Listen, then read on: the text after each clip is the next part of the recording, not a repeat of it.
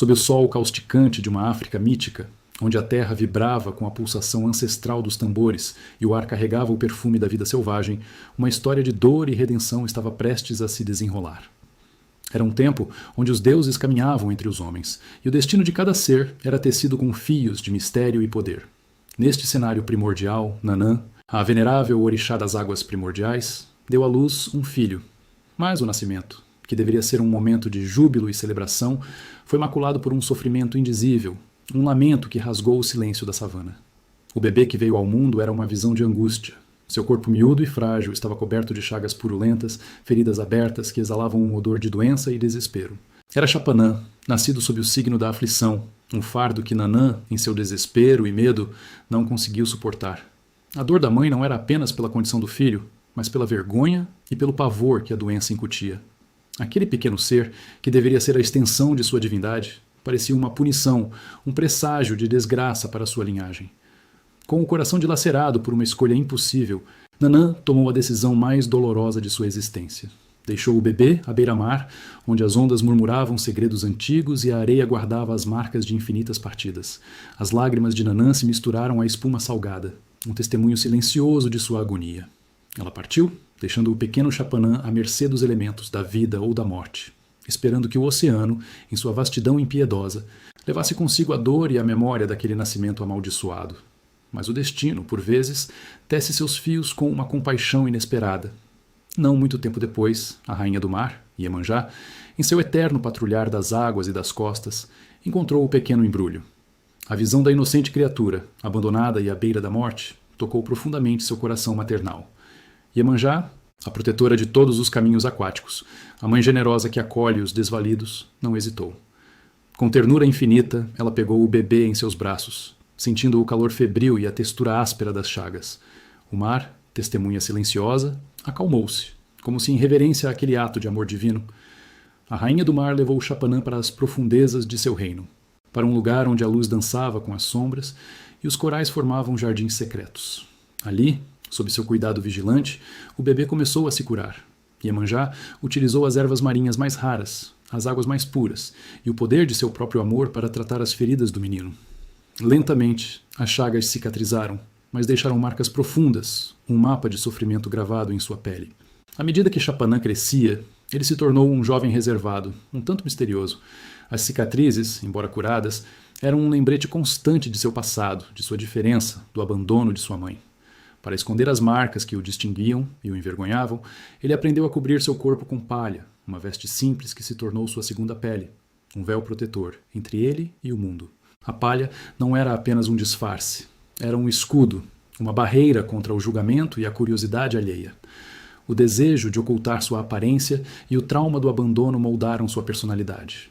Ele era um ser de silêncios, de movimentos cautelosos, mas seus olhos, por trás da penumbra da palha, carregavam uma sabedoria que transcendia sua juventude. Chapanã, agora um nome sussurrado com respeito e um pouco de temor, guardava dentro de si um segredo, um poder ainda não revelado, uma história que o tempo e o destino ainda iriam desvendar.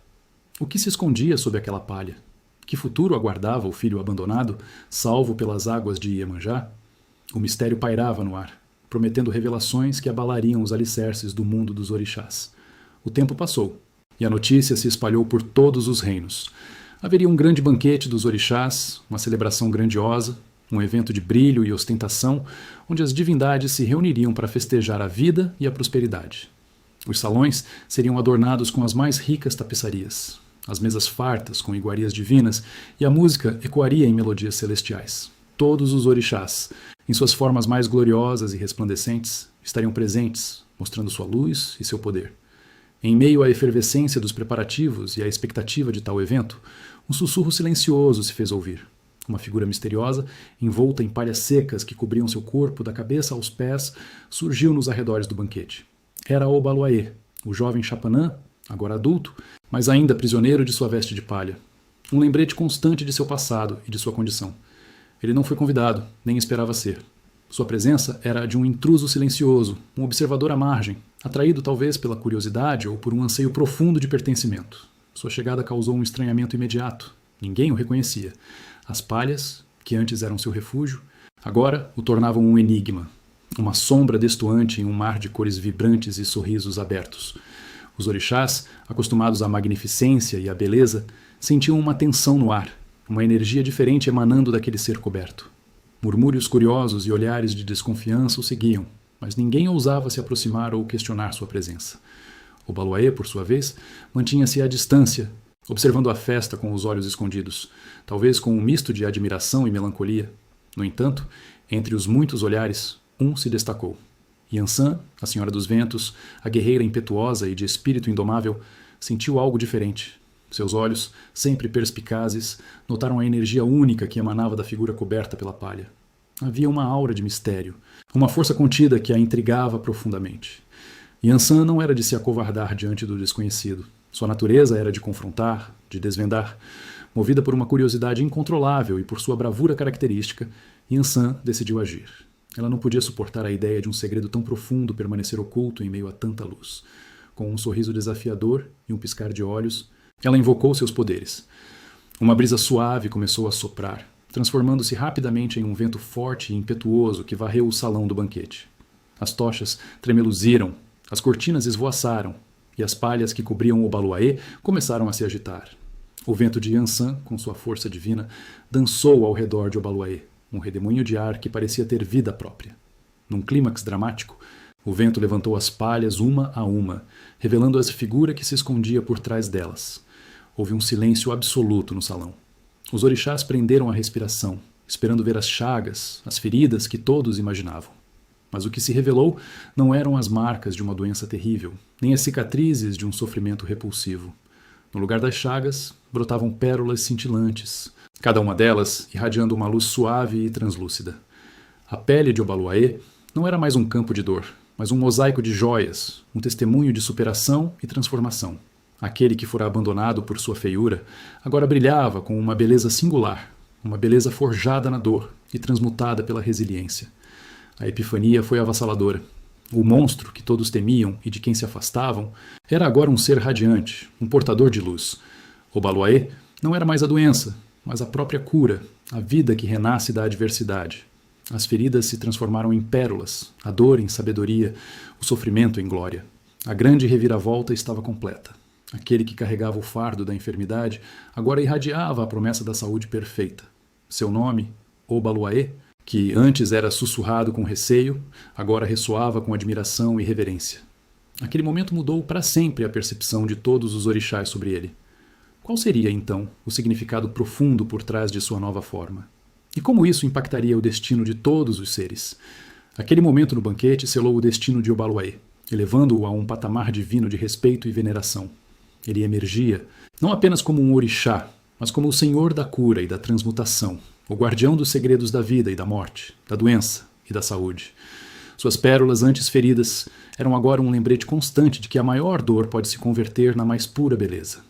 Sua presença, que antes causava receio, inspirava agora profunda reverência, um testemunho vivo da capacidade de superação que reside em cada ser.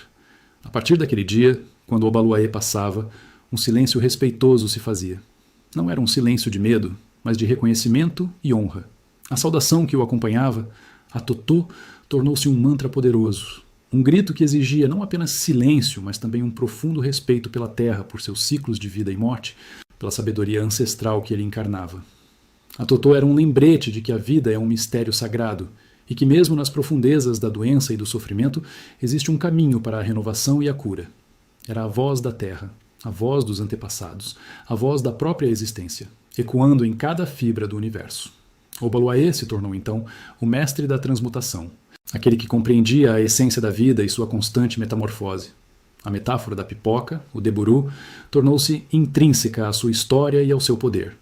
O grão de milho duro, aparentemente morto, representa a doença, o problema, a adversidade que nos oprime e nos desafia. Mas, submetido ao calor da provação, da luta, da fé, esse grão explode, se transforma em uma flor branca, macia e comestível. Essa flor de milho, o deburu, simboliza a saúde, a solução, a renovação, a vitória sobre a doença, a pureza que surge após a purificação. É a prova de que o sofrimento não é o fim, mas um catalisador para uma nova existência, mais forte e mais bela. A dualidade de Obaloaê era fascinante e, por vezes, assustadora. Ele era o orixá que trazia a peste, as enfermidades que assolam a humanidade, testando a fé e a resistência dos homens. Mas, paradoxalmente, ele era também o único com o poder de removê-las, de curar as feridas mais profundas, de restaurar a saúde e a esperança. Sua mão, que podia trazer a dor, era a mesma que oferecia o bálsamo da cura. Essa contradição aparente revelava a complexidade da vida, onde a sombra e a luz coexistem, e onde a doença é apenas um estágio no caminho para a cura. Ele nos ensinava que a vida é um eterno ciclo de renascimento, e que a cada queda existe a oportunidade de se levantar mais forte. A redenção de Obaloaiê foi completa.